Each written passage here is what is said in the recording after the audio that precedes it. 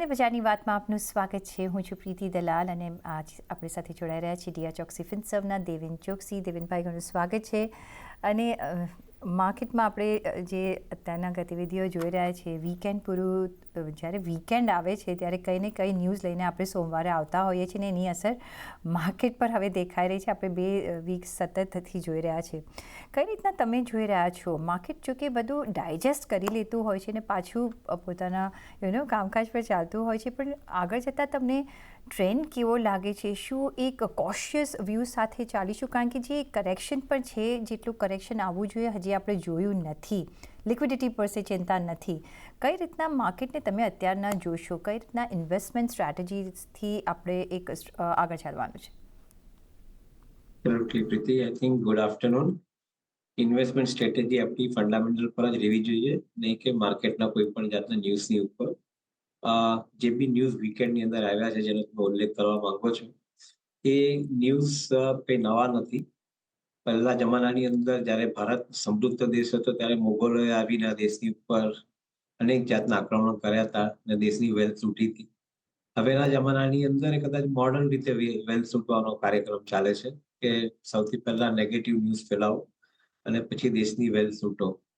I think એમાં કંઈ બહુ વધારે ફરક નહીં પડે. આઈ થિંક આપણે આપણું કામ કરવાનું છે અને એક વસ્તુ યાદ રાખવાની છે કે આવા ઘણા પરિબળો આવનારા 10-11 વર્ષમાં આવશે.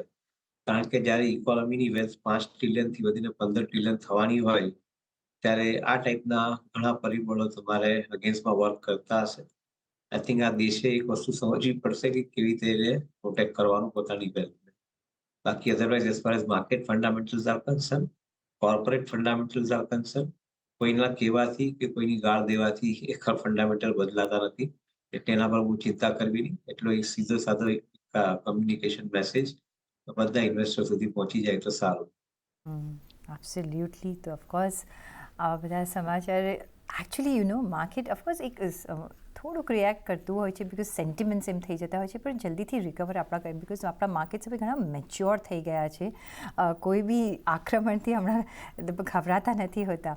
અને દેટ ઇઝ શોઈંગ કે કઈ રીતના સ્ટ્રેન્થફુલી અને એક આગળ ચાલી રહ્યા છે. પણ દેવેનભાઈ, જે આપણે જે ક્વાર્ટરના જે નંબર્સ આવતા જોઈ રહ્યા છે, એક મિક્સ નંબર્સ જોયા છે, મિક્સ બેગ ઓફ આપણે નંબર્સ આ વખતે જોયા છે. એના પ્રમાણે આપણે જો આગળ ચાલવું હોય તો, અને વેલ્યુએશન વાઇઝ એક બીજો એક કન્સર્ન છે, કઈ રીતના તમે જોઈ રહ્યા છો? હવે જે એક સ્કૂલ ઓફ થોટ એમ પણ ચાલી રહ્યો છે કે સિટ ઓન કેશ, બિકોઝ કદાચ એક મોટું કરેક્શન આવી શકે છે. ક્યારે આવશે વી ડોન્ટ નો. પણ વેલ્યુએશન વાઇઝ તમને થોડુંક હમણાં ચિંતા થાય છે કે we are good to go for the long time investors? કઈ રીતના રણનીતિથી આગળ ચાલવું જોઈએ? I guess I think individual stock specific જોઈએ તો અમુક જગ્યાએ ગ્રોથની અગેન્સ્ટ વેલ્યુએશન્સ લોફ્ટી દેખાય છે. એનું એક રીઝન એ પણ છે કે જે પાછલા વર્ષોમાં જે ગ્રોથ આવ્યો છે એ લોઅર બેઝ પર આવ્યો હતો. હવેના વર્ષોમાં જે ગ્રોથ આવશે તે હાયર બેઝ પર આવશે.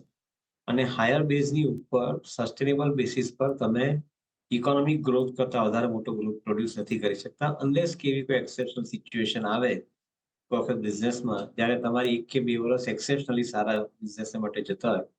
અધરવાઇઝ સસ્ટેનેબલ બેસિસ પર તમે જ્યારે ઇકોનોમી અને કોર્પોરેટ સેક્ટરના ગ્રોથની વાત કરતા હો તો એ હાઈ બેઝ ઇફેક્ટ પર એ મોડરેટ રીતે ગ્રોથ થતા હોય છે. ફોર એક્ઝામ્પલ, જીડીપી લગભગ 11-11.5% રીતે ગ્રોથ થતો હોય તો કોર્પોરેટ અર્નિંગ લગભગ 15% થી 18% વચ્ચે ગ્રોથ થઈ શકે એ સ્વાભાવિક છે. કારણ કે ઘણી કંપનીઓ ઇકોનોમી કરતા ગ્રો ફાસ્ટ થતી હોય તો સ્વાભાવિક છે કે લગભગ 15% થી 18% વચ્ચે ગ્રોથ થાય. હવે જે કંપનીની અંદર 18% વધારે ગ્રોથ અથવા 20% વધારે ગ્રોથ આવતો હોય એ કદાચ જો ડિસિપ્લિન મેનરની અંદર સસ્ટેનેબલ બેસિસ પર આવનારા 5 વર્ષ માટે રહેવાનો હોય તે કંપની પ્રીમિયમ વેલ્યુએશન માટે હકદાર છે, એને પ્રીમિયમ વેલ્યુએશન મળવું જોઈએ. પણ જે કંપનીનો ગ્રોથ એ ગ્રોથ સપોઝ 15% થી 18% વચ્ચે અથવા એનાથી ઓછો આવતો હોય એ પ્રીમિયમ વેલ્યુએશનના વર્ધી નથી. અને that is what is the maturity level tells કે જે કંપનીઓની અંદર વેલ્યુએશન્સ સમય કરતા વધારે મોટા અથવા મોંઘા થયા છે એ લોકોને માટે કદાચ થોડી ચિંતાનો વિષય રહેશે. કારણ કે ઇન્વેસ્ટર ગ્રોથ નહીં આવે તો આ વેલ્યુએશન પર સસ્ટેન નહીં કરી શકે.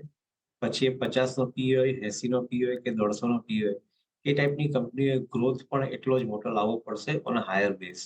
સો એ પોઈન્ટ આઈ થિંક આપણે સમજી લઈએ તો કદાચ ઇન્ડિવિજ્યુઅલ સ્ટોક સ્પેસિફિક ધ્યાન રાખવાનું વધારે સારું પડશે.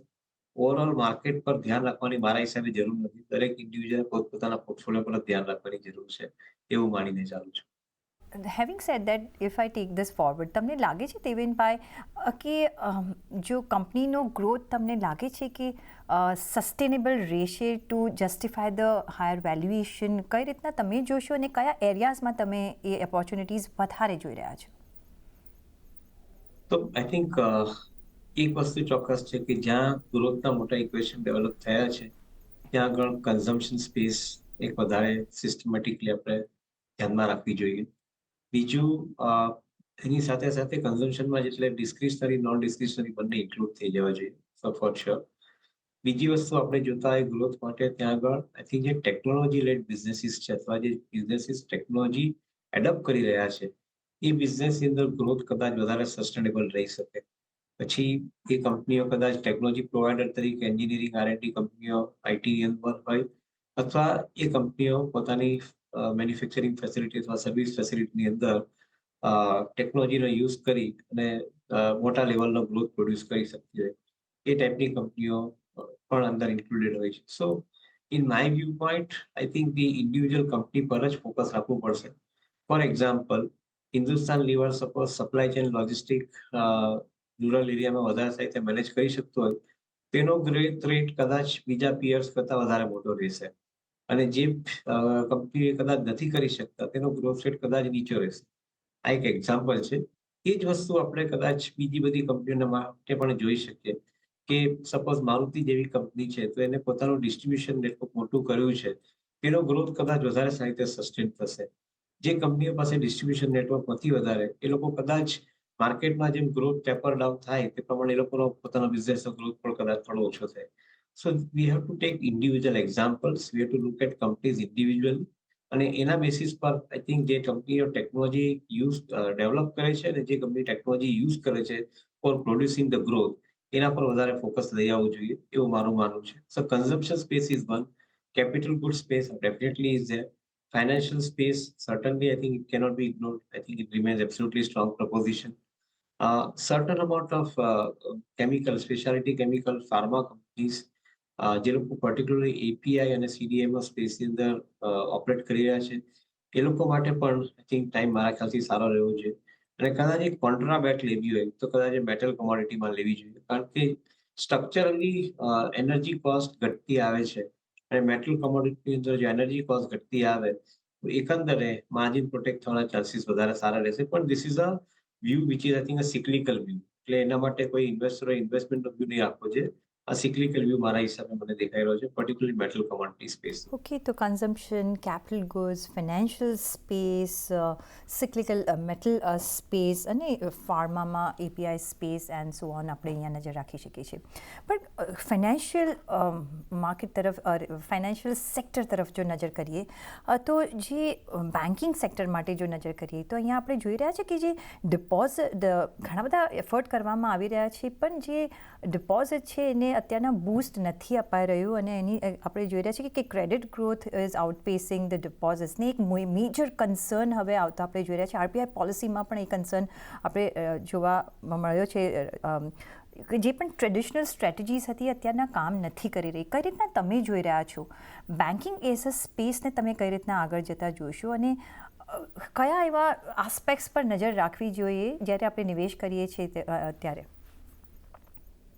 તો લોંગ ટર્મ ડિપોઝિટ્સ, ફિક્સ ડિપોઝિટના માધ્યમથી જે બેંકો આટલા વર્ષોથી ભેગી કરતી આવી છે એની અંદર કંઈક થોડો બદલાવ થવો જોઈશે એવું મારું માનવું છે. કારણ કે આજે જ્યારે તમે ને હું ઇન્વેસ્ટર હોઈએ ત્યારે આપણે શું કામ 6 અને 7% ઇન્ટરેસ્ટ રેટમાં પૈસા પાક કરીએ કે જ્યારે મને ETF અને ઇન્ડેક્સ ફંડ જેવાની અંદર લગભગ 15% રિટર્ન મળતું હોય. એક બહુ સ્વાભાવિક ક્વેશ્ચન છે કે જ્યારે કોમ્પિટિંગ પ્રોડક્ટ્સ માર્કેટમાં ડેવલપ થવાના ચાલુ થાય ત્યારે જે ઇન્વેસ્ટર છે એ ઇન્વેસ્ટર બી સ્માર્ટ છે, એ બી કોમ્પિટિંગ પ્રોડક્ટ્સનો બેનિફિટ લેવા માંગે છે. સો આપણો વ્યૂ એવો બનવો જોઈએ અહીંયા આગળ કે કરંટની જે બેંકના જે વ્યાજના દરો છે એની અંદર એક બહુ મોટો ફેક્ટર જે લઘુ ના કહી શકાય એ છે કે જેની અંદર એક તરફ તમે ક્રેડિટ લેન્ડિંગ 9, 10, 11, 12% કરો છો. બીજી બાજુ તમે ડિપોઝિટ મોબિલાઈઝ કરો છો 4, 5, 6, 7%. તો તમારી પાસે જે બેંકની અંદર સ્પ્રેડ છે, એ સ્પ્રેડ બહુ મોટો છે. આટલો મોટો સ્પ્રેડ તમે માર્કેટ ડ્રીવન ઇકોનોમીની અંદર તમે નહીં રાખી શકો. Especially when there is a buyers market. તો બાયર્સ માર્કેટની અંદર તમારો રેટ કોમ્પિટિટિવ થવો જોઈએ. એ રેટને કોમ્પિટિટિવ કરવો હોય તો કોર્પોરેટ ડિપોઝિટ જે છે તેના રેટ તમને વધારે આપવા પડે એ કોર્પોરેટને તમારે. So what it means is that કે કમર્શિયલ બેન્કિંગની જગ્યાએ the path should be created for investment banking as far as I think debt lending is concerned. Commercial banking in the debt lending is on a bulk deposit. Investment banking in the debt lending is based on the market driven rate. So obviously I think market driven rate is a demand. અને એ કરવું હોય તો કદાચ તમારે બેંકની અંદર એ લોકોને competitive વધારે થવું પડે પોતાના સ્પ્રેડ માટે, પોતાનું કોસ્ટ સ્ટ્રક્ચર પણ ઘટાડવું પડે. લેગાસી કોસ્ટ સ્ટ્રક્ચર જે 3-3.5% નીમ કમાવાનું કોસ્ટ સ્ટ્રક્ચર છે, એ કોસ્ટ સ્ટ્રક્ચર કદાચ આવનારા સમયમાં નહીં પણ કામ લાગે. સો રેગ્યુલેટર તરીકે આરબીઆઈ અને સેબી જેવા રેગ્યુલેટરે આ પ્રક્રિયા પર થોડો વિચાર કરવો પડશે. ઇવન મારા હિસાબે ફાઇનાન્સ મિનિસ્ટ્રી પણ આના પર વિચાર કરવો પડશે. કારણ કે ફાઇનાન્સ મિનિસ્ટર જ્યારે એમ કહેતા હોય કે ડિપોઝિટ વધારે મોબિલાઇઝ કરો, ત્યારે રિયલ લાઈફની સિચ્યુએશનની અંદર આ એક ફેક્ટર આવે જ છે. એ પોઈન્ટ પર એ લોકો વિચાર કરવો જોઈએ એવું મારું માનવું છે. જો એ વિચાર થાય, કદાચ બેન્કિંગ ક્ષેત્રની અંદર જે બેંકો સ્ટ્રોંગ છે એ લોકો માટે આઈ થિંક સારામાં સારો ટાઈમ આવશે. જે બેંકો નબળી અથવા મધ્યમ છે એ લોકોને માટે કદાચ ટાઈમ થોડો ચેલેન્જિંગ પણ રહી શકે. સો આઈ થિંક એ અંડરલાઇંગ મેસેજ ઇન્વેસ્ટર માટે રહેશે. સો ફાઇનાન્શિયલ સેક્ટર ઓફકોર્સ એક બેકબોન છે, આપણે જાણીએ છીએ. તો અત્યારે જો તમારે નિવેશ કરવો હશે તો તમે કયા એરિયાઝમાં નિવેશ કરશો? તમે એમ કહી રહ્યા છો કે જે બિગ સ્ટ્રોંગર બેંક્સ છે એની તરફ જ અત્યારના નજર રાખવી જોઈએ, seeing the situation? Retail credit growth continued છે. હાઉસિંગ ફાઇનાન્સનો ગ્રોથ કન્ટિન્યુડ છે. સ્ટોક એક્સચેન્જ ડિપોઝિટરીનો બિઝનેસ કન્ટિન્યુઅસલી ગ્રો થઈ રહ્યો છે. Asset management company selectively business સારો છે. તો મારા હિસાબે આઈ થિંક ફાઇનાન્શિયલ સેક્ટર એટલે બીએફએસઆઈને તમે જોતા હો, તેની અંદર તમને સેગ્રીગેશન કરવાની તક તો મળે જ છે કે ક્યાં ક્યાં તમારે પૈસા રોકી શકાય. તો બેન્કિંગ ક્ષેત્ર છે, ઇન્સ્યોરન્સ ક્ષેત્ર છે, કેપિટલ માર્કેટ રિલેટેડ બિઝનેસીસ છે, એ બિઝનેસીસની અંદર કદાચ તમને આવનારા સમય માટે ટાઈમ સારો દેખાઈ રહ્યો છે. પણ જે મારું પહેલા બી એક મંતવ્ય રહ્યું છે ને, કદાચ એના પર મને વધારે ને વધારે કન્વિક્શન આવે છે, જ્યાં સુધી કંપનીઓની સાઇઝ મોટી નહીં થાય ત્યાં સુધી એ લોકો માર્કેટના ડાયનામિક્સને કોપ અપ કરવા માટે ચેલેન્જેબલ નહીં રહેશે. તો I think one will have to create the larger size. Balance શીટની સાઇઝ સ્ટ્રોંગ હોવી જોઈએ. જે બેલેન્સ શીટની સાઇઝ સ્ટ્રોંગ હશે તો કદાચ જે કંપનીઓ અત્યારે તારીખમાં થોડી ઘણી પણ સ્ટ્રગલ કરી રહી છે, એ સ્ટ્રગલમાંથી એ લોકોને બહાર નીકળવાનો માર્ગ જલ્દી મળશે એવું મારું માનવું છે. So I think as an investor આપણો રોલ એવો જોઈએ કે આપણે સારી કંપનીઓ જે બેલેન્સ શીટ સ્ટ્રોંગ છે એ ટાઈપની કંપની ઇન્વેસ્ટમેન્ટ પોર્ટફોલિયોમાં રાખીએ. ભાઈ, પીએસયુ એઝ અ સેક્ટર તમે કઈ રીતના જોઈ રહ્યા છો? તો હજી તમને અહીંયા કઈ ટાઈપની ગ્રોથ સ્ટોરી તમે જોઈ રહ્યા છો? કારણ કે અહીંયા આ વખતના જે નંબર્સ આવ્યા છે ફર્સ્ટ ક્વાર્ટરના, એ મિક્સ બેગ્સ ઓફ રિઝલ્ટ્સ આપણે જોયા છે. એક તમને લાગે છે કે અહીંયા સ્લાઇટિશ આપણે સ્લો ડાઉન જોઈ શકીએ છીએ? ઇફ યસ, કયા સેક્ટર્સમાં અને કઈ રીતના તમે અહીંયા નિવેશ કરશો? Are you referring to any particular sector? See, otherwise જો આપણે જોઈએ તો એક મિક્સ બેગ આપણે નંબર્સ જોઈ રહ્યા છે આ વખતે પીએસયુઝના. yeah, sure. See, PSUs companies as આપણે પહેલા એ વાત કરી ગ્રેટ મોડલ્સ, પરંતુ એની અંદર એક વસ્તુ ચોક્કસ છે કે એ કંપનીઓ એના રેગ્યુલર રેટ ઓફ ગ્રોથથી જ ગ્રો થઈ શકશે. તમે એને ડાયનામિક રેટ ઓફ ગ્રોથથી ગ્રો કરવા માંગશો તો કદાચ નહીં થઈ શકે. એનું one of the reason is કે I think the basic culture of those company is also the same. તમે કદાચ ગમે એટલા પ્રયત્ન કરો પણ અલ્ટિમેટલી જે કંપનીના ડીએનએમાં સેટ થયો હોય એ પ્રમાણે એ લોકો ગ્રોથ પ્રોડ્યુસ કરી શકે. I don't think that any of the PSU companies have ever shown any exceptional kind of a ability કે જ્યાં આગળ એ લોકો ડાયનામિકલી ગ્રોથ મોટો લાવી શકે. એ કે આપણે લોકો આટલા વર્ષોમાં નથી જોયું. અને કદાચ એ જોવા માટે પણ પીએસયુ કંપનીને તમારે એક જનરેશન આપવી પડશે ચેન્જ થવા માટે. તો having said that part of it as an observation, I would think કે કદાચ ઇન્ડિવિજ્યુઅલ કંપનીઝ જેની અંદર ભાવ કદાચ સ્ટોકના અર્નિંગ કરતા વધારે ફાસ્ટ વધ્યા છે, તે કંપનીઓમાં કદાચ નાના મોટા correction, sideways correction, price correction, time correction આવી શકે. હવે એ જે કરેક્શન આવે એની અંદર જે સારી કંપનીઓ પીએસયુમાં દેખાય છે તે કંપનીઓ કદાચ ઇન્વેસ્ટમેન્ટ માટે એટ્રેક્ટિવ પણ થઈ શકે.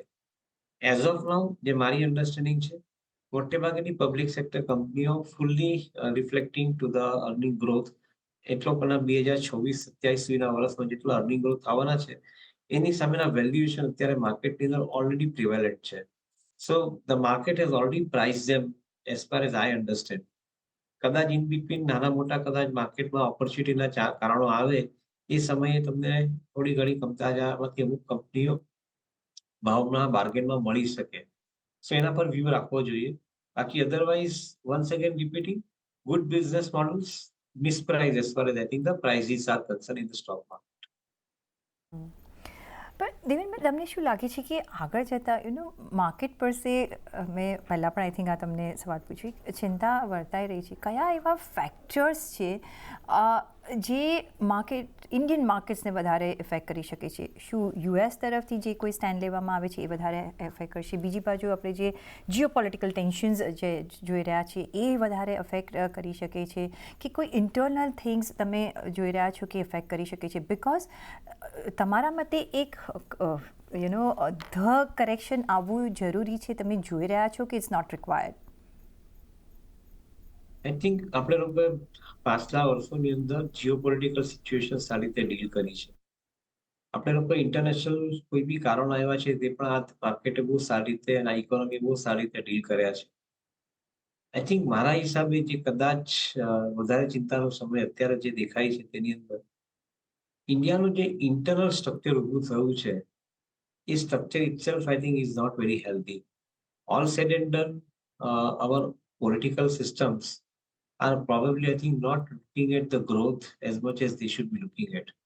એટલે એ એક સૌથી મોટો ફેક્ટર છે ડર માટે. જો આપણે પાર્લામેન્ટના પ્રોસિડિંગ જોતા હોઈએ તો પાર્લામેન્ટના પ્રોસિડિંગ્સની અંદર જે આપણે ત્યાં આગળ અપોઝિશન છે, તે અપોઝિશન ફક્ત ખાલી અપોઝ કરવા માટે જ બેઠું છે. એ લોકો કન્સ્ટ્રક્ટિવ ઓપોઝિશન એવો સબ્જેક્ટ જ નથી સમજતા. એટલે probably they are not looking at the growth of the economy. For them, the growth of the economy is taken for granted કે કોઈ બી ગવર્મેન્ટ હશે ગ્રોથ આવશે જ. મારા હિસાબે એવું નથી. ગ્રોથ લાવવા માટે પણ એક સ્ટિમ્યુલેટેડ એન્વાયરમેન્ટ ઊભું થવું જોઈએ. એની જવાબદારી કદાચ સૌથી પહેલા પાર્લામેન્ટથી ચાલુ થાય છે, એના પછી લોકો તરફ જાય છે. So I think the biggest risk factor, if at all you want to look at, to me, I think the disruptions happening in our political system with દર વર્ષે લગભગ 5-5, 6-6 સ્ટેટ ઇલેક્શન ફાઇટ કરતા હોય. દર 5 વર્ષે આપણે લોકોએ મેઇન ઇલેક્શન ફાઇટ કરતા હોઈએ. I think this are all some of the unproductive areas, જેને કારણે કદાચ આ ઇકોનોમી આગળ જેટલી જોરથી વધી જોઈએ એટલી નથી વધી શકતી. અને એને માટે જો કંઈક સક્ષમ વિચાર કરવામાં આવે તો probably I think we can see a sustainable growth environment in our economy, and that is a risk factor till the time it happens. Absolutely. તો હવે સપોઝ આપણે જો જરા બ્રોડર માર્કેટ્સ તરફ નજર કરીએ, કારણ કે ત્યાં ઘણો બધો ઇન્ટરેસ્ટ હમણાં બનેલો છે. પાછલા આપણે ઘણા મહિનાઓથી જોઈ રહ્યા છીએ, જે આરબીઆઈ પોલિસીમાં આપણે એ તરફ પણ એક ઇશારા જોયા છે કે કઈ રીતના રિટેલ ઇન્વેસ્ટરે સાવચેત રહેવું જોઈએ. કઈ રીતના તમે જોશો? અને જો અહીંયા રોકાણ કરવું જ હોય તો ઇન્વેસ્ટર્સને તમે કયા એરિયાઝમાં રોકાણ કરવાનું કહેશો? કારણ કે જે લિક્વિડિટી એટ ફ્રી ફ્લો છે, everybody is in search of cheaper stocks કે મને રિટર્ન્સ મળી શકે. કારણ કે એઝ આઈ સે કે પેશન્સ ઓછી છે ઇન્વેસ્ટર્સ પાસે, દે વોન્ટ ક્વિક મની. કઈ રીતના આ એરિયાઝમાં તમે જોશો? બિકોઝ આપણે ગમે એટલું કહીએ, આ એક અટ્રેક્ટિવ માર્કેટ તો બનેલું જ છે ફોર ધ ઇન્વેસ્ટર્સ. આઈ વિશ તમે મને રિટેલ ઇન્વેસ્ટર અને રિટેલ ટ્રેડર એ બેને માટે સેપરેટ સવાલ પૂછ્યો હોત. ઓકે. કારણ કે જે ઇન્વેસ્ટર છે એ તો સમજી વિચારીને ઇન્વેસ્ટમેન્ટ કરે જ છે. એસઆઈપી થકી બી કદાચ મ્યુચ્યુઅલ ફંડમાં ઇન્વેસ્ટમેન્ટ કરતો હશે, તો ડાયરેક્ટ ઇન્વેસ્ટમેન્ટ કરતો હશે, તો બે સમજી વિચારીને કરતો હશે. The question is about the trader. જે ટ્રેડરની સક્ષમતા પણ એટલી નથી, છતાં બી ડેરિવેટિવ માર્કેટમાં મોટે પાયે ઓપરેટ કરે છે, અને કદાચ આ 2 વર્ષના કાર્યક્રમમાં એ સક્સેસફુલ પણ બહુ ગયો છે ટ્રેડિંગ કરીને. મારા હિસાબે that is a cause. I think that should be address properly. કદાચ હું વધારે કન્ઝર્વેટિવ નહીં રહેવા માંગતો અને કદાચ થોડો લિબરલ પણ લઈને વાત કરવા માંગતો, તો પણ એક વસ્તુ ચોક્કસ કહી શકાય કે ડેરિવેટિવ ટ્રેડિંગ જે દરેકના પોર્ટફોલિયોની જે કેપેસિટી હોય એના લેવલ પર જ આપવું જોઈએ કરવા માટે. અત્યારની તારીખમાં એ લેવલ ડિફાઇન નથી થયા. એટલે એને કારણે ઘણા બધા ટ્રેડર્સો છે કે જે લોકો પોતાની જે ફાઇનાન્શિયલ કેપેબિલિટી છે એના કરતાં ઘણા મોટા લેવલના ટ્રેડિંગના કોલ્સ થઈ રહ્યા છે. Which is according to me counter productive, which is according to me disruption તો કદાચ નહીં કરે, પણ ડિસ્ટ્રક્શન ચોક્કસ કરશે. સો એ વસ્તુને થોડો ઘણો મારે વધારે ભાર આપવો પડે. સો આઈ વુડ સે કે જે લોકો ટ્રેડર છે, એ લોકો પોતાની એક ડિસિપ્લિન સેટ કરી નાખે. પોતાની પાસે ₹100 કેપિટલ હોય તો કેટલા રૂપિયાની કેપિટલ એ લોકો રિસ્ક પર લગાવવા માટે તૈયાર છે, એટલા જ પૈસાનું ટ્રેડિંગ એ લોકો એક્સપોઝર લે. બાકીનાની ઉપરનું ટ્રેડિંગ એક્સપોઝર નહીં લે. એવી એક નાની સલાહ રહેશે દરેક ઇન્વેસ્ટર અથવા ટ્રેડર માટે. એબ્સોલ્યુટલી. તો અહીંયા એક વર્ડ ઓફ કોશન જરૂરથી આવે છે કે અહીંયા એક લિમિટમાં તમે અહીંયા કામ કરજો, કારણ કે જ્યારે પણ જો કંઈ અનટુવર્ડ થાય છે તો આ માર્કેટમાં એક વધારે આપણે ડિસ્ટ્રપ્શન જોઈ શકીએ છે. એટલે અને માર્કેટમાં જે પણ રોકાણ કરે છે, ક્વિક મની નથી બનતા. પેશન્સ ઇઝ ધ એસેન્સ, જે અમે ઓલવેઝ કહેતા આવ્યા છે, અમારા એક્સપર્ટ્સ ઓલવેઝ કહેતા આવ્યા છે. પણ ઓન દેટ નોટ, દેવિનભાઈ, ઘણો આભાર તમારો અમારી સાથે જોડાવા બદલ અને આપણા વેલ્યુબલ વ્યૂઝ અમારી સાથે શેર કરવા બદલ. Thank you so much. અને સાથે જ મને પણ આપશો રજા. તો જોડાયેલા રહેજો CNBC ગુજરાત સાથે. નમસ્કાર.